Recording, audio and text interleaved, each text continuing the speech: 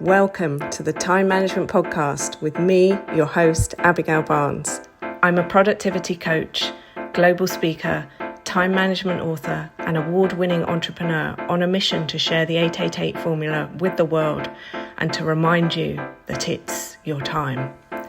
Leave it to me to bring you new time management tips, tricks, tools, and strategies, to introduce you to guests, research, and case studies from around the world, and to give you a simple 5-step process you can follow to uplevel your productivity, achieve your goals, and create a life that exceeds your wildest dreams.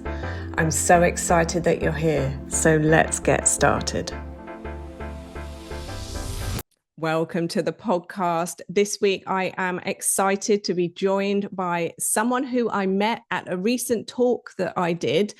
They also then went on to do the Find Your Missing Hour 7-day challenge with us as well. In this episode, they're sharing what happened for them off the back of the talk, what happened for them off the back of the challenge, as well as their top tips for anybody who wants to do a time audit and maybe doesn't know if now is the right time, and who wants to do a time audit but maybe doesn't have the time to do the time audit. So without further ado, let's dive straight in. Welcome to the show. I am so incredibly delighted to be joined by the amazing Sonia Jewers today. Sonia, welcome to the show. Oh, it's lovely to see you, Abigail. Thanks for having me here. I'm thrilled and excited to be here. Sonia and I met at a recent talk that I delivered in Ipswich in the UK. Sonia, talk to us about what led you to attend that event. I went as a networking event. I love speaking to people. I love meeting people. I love hearing what they have to say. You were speaking. I'd never heard of you, but I loved the topic that you had. As you were speaking, suddenly I had a little light up moment. You spoke as one of the slides about the illusion of busyness. I thought, I know someone who that might relate to. And so we spoke more after the event, didn't we? And we had a conversation about what time management might look like and how that busyness fitted into that. And as well, we spoke a little bit about the neuroscience of what goes on behind it. That's what really attracted me to what you were doing. It wasn't just a sticky plaster look. Before we go on, who is Sonia in a nutshell? I am an organisational psychologist. I'm a lover of all things neuroscience, but I'm a mother, I'm a wife, I'm a daughter, I'm a friend. I love lots of sport, lots of music, lots of theatre, and I'm a business owner as well. I am a coach, an organisational psychologist, as I said, and I bring all that together and I help people move from frazzled to flourishing. And of course, time management is a huge part of that. I love that. What was the biggest thing that you took away from my talk at that event? Two things, really. The simplicity of your 888 formula, the idea that we can just step back, we don't need to get things complicated, just let's look at how we're spending our time in these 3 blocks of our sleep, right? So important. We know that, and as you know, from the neuroscience tells us that as well. We work and we have time for ourselves. So let's just look at it simply like that. And that was really compounded by this illusion of busyness. And that's what I took away from the talk. You know, how do we persuade ourselves, or what story do we tell ourselves that we are important, that we're worthwhile, that we're successful because we're really, really busy? And just leave it at that. We don't think much further beyond being busy. That's what I really took away. After that talk, you then went on to join us for the Find Your Missing Hour 7-day challenge group training. What did you learn from that? I kind of alluded to the fact that I already knew that I was really busy, and I had a feeling that I was busy and I was just dissipating my energy and my focus, and I wasn't really getting anywhere very fast in my business, but in my life as well. I was so busy feeling busy for work and feeling that I had to be there that I was really squeezing the other 8 of connecting with friends and family and making that time for them. So I wanted a reset. And what was so great about the time management audit was, whilst I knew that in my head, to see it there visually in front of me, to be a real picture of, well, this is actually how you're spending your time, was very impactful. It was a real kind of catalyst for me to start changing A few things, actually, nothing terribly complicated, but just a few things to get that momentum going. So now, broad picture, I have a focus in my business. I am moving forward. It goes in squiggly lines a little bit, but it's going in a squiggly line that is moving in the direction that I want it to move in. And I think what I really took from that was, yes, I'm managing my time, but what I'm really doing is managing my priorities. So I went back and looked at, what are my values? Hang on, I know this. I'm a psychologist. This is the work I do. Can I just take a bit of my own advice combined with what you're doing as well and step back and look at that so that when I'm taking decisions, I'm taking them from knowing what matters most to me. Thank you for being so incredibly honest and vulnerable in answering that question with us, and for sharing how it is then filtering into the work that it is that you do. Because if we put ourselves on the top of this totem pole as we are the expert, we are perfect, we have got it all, and you are the client, and bow to me and let's fix you, then we are creating a recipe for disaster, because nobody is broken, nobody needs fixing. And I love that you said that it was simple changes that you were able to make, which were really helping you to be more efficient rather than effective at doing the wrong thing. It's the thing that actually matters, the thing that actually is going to move the needle. I love that reflection. Yes, definitely. I love these different words. And in fact, interestingly, speaking of words, what came out for me was, and I've written them in sticky notes. This is one of the little changes. I've literally stuck these around the place because when you see things and it's in your environment, it's much easier to make it happen. I've written discipline, consistency, and connectedness, and those are the three things that I'm focusing on because I know myself. I know, and I love this actually in your time management book. You not only do you say, well, we need to audit this. This is the first stage, but I think it's stage 4 possibly is, well, what archetype are you? I have slightly different words for that, but it's the same principle. And I know that I'm very flexible. I love change. I love being agile and moving and switching. Great, but not always. So what this time management gave me was a real reflection on, I need to keep that, but I want to harness that and become disciplined. If it is uncomfortable, don't just go and do the washing, walk the dogs, do the fun stuff. This is important.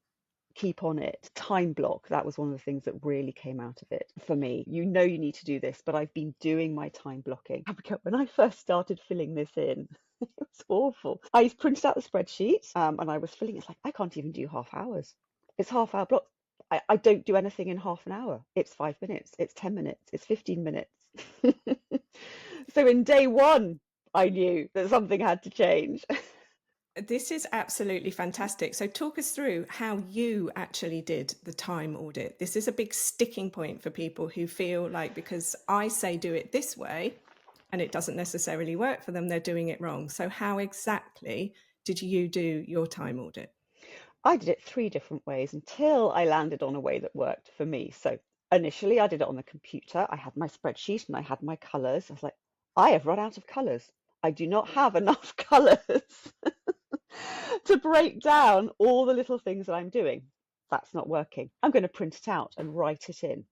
In the end, after about day 3, I said, I'm just going to put it in my Google Calendar. Well, actually, my phone calendar is Apple, whatever it is. I'm going to put it in my calendar because it's already there. It is already a structure. I know that's important for me because I can happily go completely off structure. And once it's in, it's in. I can see it, I can color code it, and I'm going to pull back this idea of simple again. And I'm only going to use 4 different colors, I think it was. I'm only going to have work ones. I'm only going to have friends and family ones. I'm only going to have, let's call it, household admin ones. I love this. It's incredible because so many people get tripped up over, I tried this, it didn't work, I'm just going to give up. But you tried 3 different ways until you found the way that actually works. And people who have shared with me before what they've done and what's worked quite often say that the calendar is what works for them. It's what works for me. We already have things in our calendars. Yes. Totally. What have we already got that we can bounce our habits off? Absolutely. And it did, and it worked for me, and I can keep it going, and that's the interest. How could I have kept going printing off a sheet? I can sustain it, and I have sustained it, and I keep it, and I've now got a habit of putting everything in. Exactly. And the reason that we say to people start with the piece of paper is because what you are actually seeing in front of you is then reinforcing it for your brain. And it's helping your brain to recognize the difference between, well, maybe I'm not that good, and the actual reality on a sheet of paper in front of you. As an organizational psychologist, talk to us about the neuroscience behind that. Gosh, there's a couple of things. One, which sounds really daft, but is true. If you're writing things down, there is research to show that actually writing things down activates parts of your brain that typing, for example, just doesn't do. Obviously, everyone has different brains and there is neurodiverse brains, but on the whole, writing it down activates parts of the brain that other methods don't, and it increases your memory for things. So you actually remember it. Also, I guess with writing it down, you can, if you want to, like I've done with my sticky notes, you can actually put it in different parts of the house. So when it's part of your environment, when you are seeing it over and over and over again, think marketing, think of adverts. What are they doing? They're just throwing in the same stimuli over and over again. Your brain subconsciously starts to take it in. And the great news about that is it's such little effort. You don't have to think about it. It just sort of absorbs in there. Sonia, this is absolutely amazing. As a marketer with over 20 years experience in the field, I am obsessed with the fact that you have just told us that we can advertise to ourselves with the post-it notes around our house. Yes, basically. Yeah, capitalize on it, use it, go with it. What makes it easy? I'm a real believer in that. Let's not fight our brains, let's go with our brains. Make it as easy as possible for ourselves. There's so much stuff out there already. Let's simplify it. That is incredible. We are going to have you back on the podcast to talk about the neuroscience around it, how we can actually program ourselves for success. I'm obsessed with all things neuroplasticity and all things brain and neuroscience and also psychology, because there is this phrase that was taught to us when we were children: knowledge is power. Now, I don't discount the phrase, knowledge is power, but it's potential power until we actually do something with it. And this, I feel, is what you get from doing the time audit, that you get this knowledge. It empowers you and it gives you the opportunity, as you were saying, the stages that are in the book, the 5 steps, that you are auditing your time, you're accepting your current reality, you are analyzing what is going on, you're making a decision about this is the time I am going to change, and then you are creating a new plan and moving forward. And so that knowledge is power, but things only change when we make the change. It's so true. It's so true. I think there's a stat around it, something like 20% of change is insight, which guess might be knowledge, 80% is action. I mean, that's quite a big figure, isn't it? And it can sound quite daunting, that 80%, but actually, and I know you've spoken to other guests about this, it's those micro changes that make all the difference.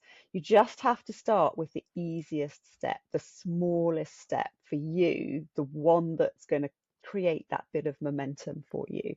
And before you know it, you've got your 80% action. Can you give us some practical examples of micro changes that you made, maybe for your work life or for your personal life, and what kind of an impact that has had as a result of making those changes? Absolutely. So I think the very first thing I did was take my phone out of my room at night, put it downstairs. And again, there's research to show that if your phone is even near you, your brain starts thinking about it and wondering what lovely little message is going to fire that dopamine hit in your brain. So that's like the first thing I did. I completely stopped using Instagram. I can't even confess how much time I was using on Instagram to keep myself busy and look at very useful and important things on there. So I stopped using Instagram. The relief, even now, I think I must have freed up about an hour a day. That was my hour of not being on Instagram. So easy, so simple. And honestly, within 2 days, I didn't even miss it. I started time blocking, very, very intentionally time blocking.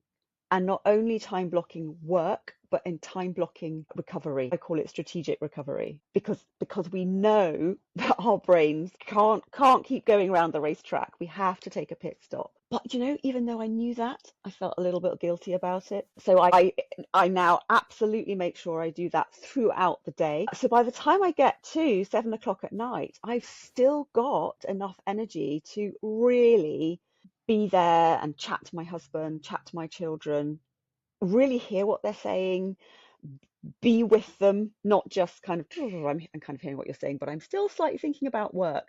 And that's probably the other micro change that I've made. I've been really conscious about switching off and building that neural pathway, building that habit and that mental muscle to stop, turn. You can only do one thing at a time.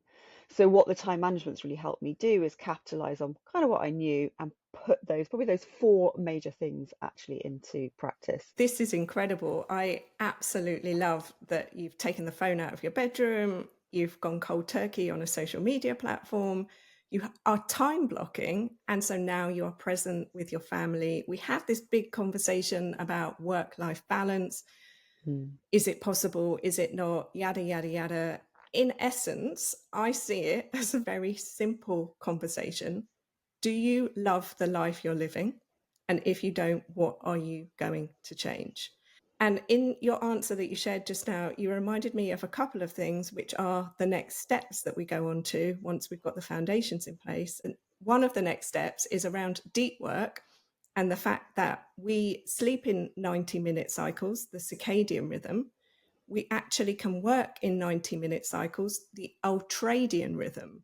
This is work that was done by a sleep scientist called Nathaniel Kleitman and his team back in the mid-19th century, and they identified that we can work in 90-minute cycles. So I recently went online and bought myself a kitchen timer and have been re-experimenting, and I bought it physically, as you were saying earlier, to remove myself from the constant phone usage and addiction, because we have a timer on our phone.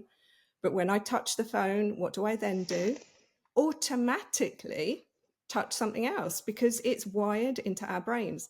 So this physical kitchen timer, which is bright green if you're not watching this episode on YouTube, is something that I am physically able to set for 90 minutes. And once it gets going, Sonia, it's like my brain breathes a sigh of relief, because it knows that's it. This is what we're doing for the next 90 minutes. We're safe.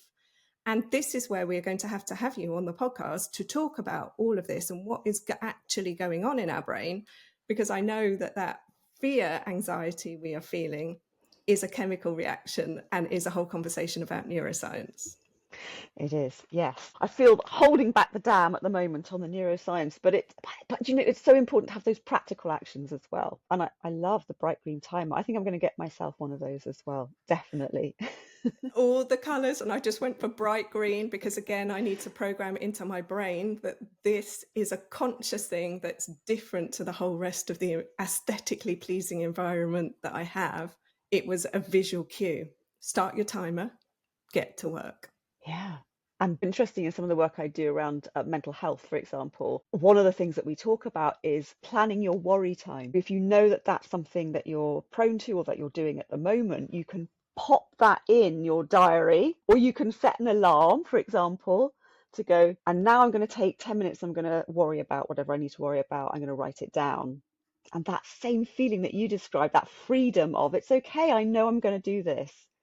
And suddenly your brain can focus on what it needs to focus on. That's incredible. Now we're scheduling our worry time. I cannot wait to have this podcast episode conversation with you. Sonia, what would you say to somebody who was thinking about doing a time audit? Well, the first thing I would say is, please do it. And I think I would tell my story of, I know this stuff. I know I need to manage my time. I know if you measure it and look at it, it's going to show you something, but I can tell you what that something's going to be anyway.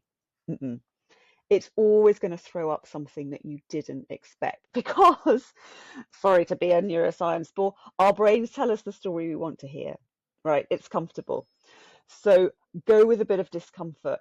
Go at it like a bit of a scientist. Be a bit curious. I wonder what it's going to throw up, but absolutely do it, because you can't argue with the facts that are there in front of you. So you don't know what's going to come up, and it's such a catalyst for change and taking action. And for me, even thinking I knew it absolutely saved me time. It absolutely saved me productivity, and it gave me a sense of freedom and release, actually, as well. The time blocking did that for it as well. So I would say absolutely go for it. Definitely do it, and you will find the time. You will make. Comes back to this idea of prioritizing, doesn't it?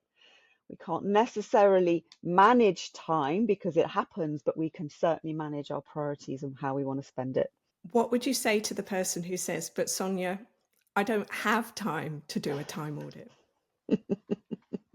I know, it's such an irony, isn't it? I think I would ask them, well, if you're even thinking about this, what could life be like? And ask some questions around that. And I think ultimately I would say, yeah, people don't think they have time. Why don't you just try a day? Try a day and see what happens. Amazing. Thank you so much for sharing all of this with us today. I can't wait to run another 7-day Find Your Time challenge later in the year. And we so excitingly are going to be launching this as an on-demand for people who hear an episode like this, get the bug and want to get started straight away. I think that's a wonderful idea. And funny enough, as I was thinking about what we might talk about today, I thought, I think I'm going to schedule in 6 months' time another time audit, because it'd be really interesting to see what has shifted. And I know that there will be more things that come out of it as well. I love that. And one of the things about the process, which is so simple in the way that you have said that you do it through tracking it with your calendar, is that every single week we can look back at our calendar, and depending on what system you're using, I use the Google Calendar, and it actually segments the time depending on which colors I have associated with which meetings, and it segments the time. And some people I know like to look at their data in a spreadsheet at the end of a week or at the end of a month. So that, again, is something, if that's a way that you like to analyze your data. Oh, I think I might try that as well. Yes, good one. Sonia, what else would you like to add to this conversation today to call it complete?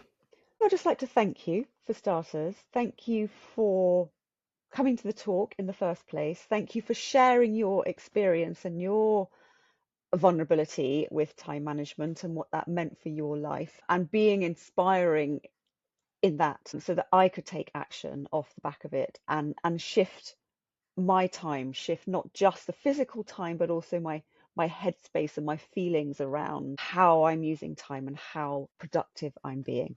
So I just want to say thank you. Thank you so much for joining us today as well. And thank you for sharing your thoughts on the time audit and the talk so honestly and so vulnerably. That's a pleasure. And thanks for having me here. And I look forward to speaking to you again. I cannot wait to bring Sonia back onto the podcast again and have an episode all around the neuroscience of what is actually going on when we are sabotaging ourselves, but actually our brain is deliberately doing it just to keep us safe. But we're going to let Sonia talk all about that. If you have enjoyed this episode today and are ready to do your 7-day time audit, all of the links are below. You can grab a copy of my book. You can grab a free chapter.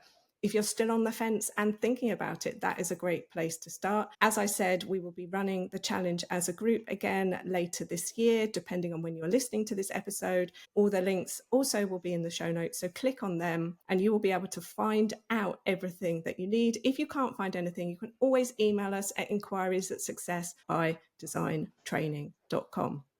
Welcome back. Oh my goodness. That episode with Sonia was absolutely amazing. I cannot wait to have her back on the podcast and have a conversation with her about psychology, about neuroscience, about all the things that I love, about all the things that I know that you love, and how we can tie it all together with productivity, aka how we can be more efficient with our time without compromising our well-being. If you'd like to work with me one-to-one, book me to speak at your next event or to deliver training for your team, then there is a link in the show notes that you can use to get in touch. If you're not sure where to start, as I said, download a free chapter of time management for entrepreneurs and professionals. That link is in the show notes. If you can't find anything or you would like to ask a question, you can email us at inquiries@successbydesigntraining.com. The Find Your Missing Hour Challenge will be running again very soon as a group, as well as being turned into an on-demand training you will be able to do straight away. So watch out for that and be sure to check the show notes to see what is going on depending on when you are tuning into this episode. Until next time, my friend, stay safe, stay well, and remember, it's your time. Thank you so much for tuning into today's episode. If you loved what you heard, be sure to let me know by leaving a review so I can keep the good stuff coming. Come and say hi on Instagram at Success by Design Training, or visit my website successbydesigntraining.com, or connect with me on LinkedIn. Just search Abigail Barnes. Until next time, don't forget, you are amazing and it's your time.